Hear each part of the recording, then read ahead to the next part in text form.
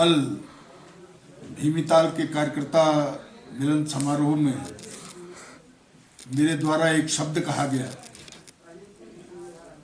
मुझे पता लगा है कि इससे हमारी नेता प्रतिपक्ष इंदिरा हृदयेश जी काफ़ी आहत हुई हैं, लेकिन मैं बहुत स्पष्ट करना चाहता हूं कि मैंने इस दृष्टि से उस बात को बिल्कुल नहीं कहा। इंदिरा हृदयेश जी हमारी वरिष्ठ हैं और नारियों का सम्मान करना मेरा ही नहीं, मेरी पार्टी का परम कर्तव्य है।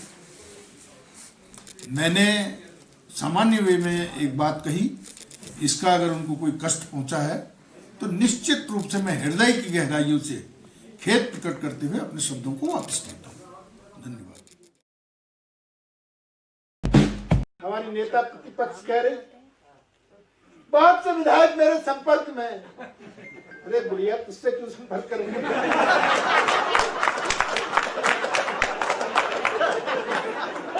किससे संपर्क करेंगे? डूबते जहाज से संपर्क करेंगे? ये जानकारी मिली है कि प्रदेश के अध्यक्ष भारतीय जनता पार्टी के बंशीधर भगत ने अमर्यादित अशिष्ट भाषा मेरे लिए प्रयोग की है। मुझे उससे बहुत दुख और कष्ट हुआ है, क्योंकि किसी पार्टी का प्रदेश अध्यक्ष पूरी पार्टी का प्रतीक होता है, प्रतिनिधित्व करता है, और प्रदेश का अध्यक्ष अगर इस तरह की भाषा बोले तो मैं मानती हूँ कि ये मातृशक्ति का भी अपमान है।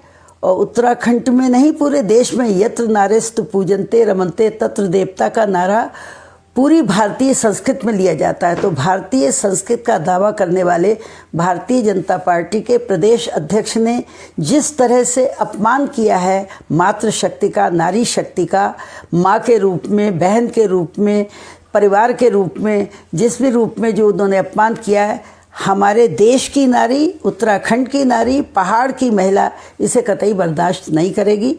और मैं मर्यादित भाषा बोलती हूँ, इसलिए कोई अशिष्ट टिप्पणी करने के मैं पक्ष में नहीं हूँ।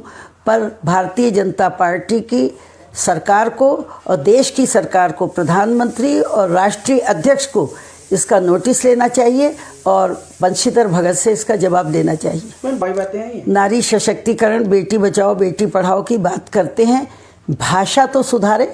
भाषा जिनकी अशिष्ट होगी उनके पास तो नारियां जाने में भी परहेज करेंगी। घर की भी नारी नाराज रहेगी और बाहर की भी।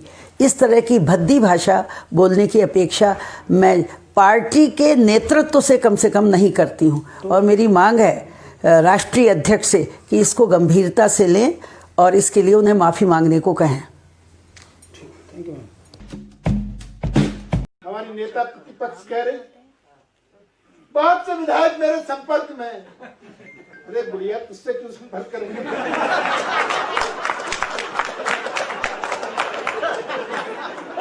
किससे संपर्क करेंगे? डूबते जहाज से संपर्क करेंगे? ये जानकारी मिली है कि प्रदेश के अध्यक्ष भारतीय जनता पार्टी के बंशीधर भगत ने अमर्यादित अशिष्ट भाषा मेरे लिए प्रयोग की है। मुझे उससे बहुत दुख और कष्ट हुआ है, क्योंकि किसी पार्टी का प्रदेश अध्यक्ष पूरी पार्टी का प्रतीक होता है, प्रतिनिधित्व करता है, और प्रदेश का अध्यक्ष अगर इस तरह की भाषा बोले तो मैं मानती हूँ कि ये मातृशक्ति का भी अपमान है।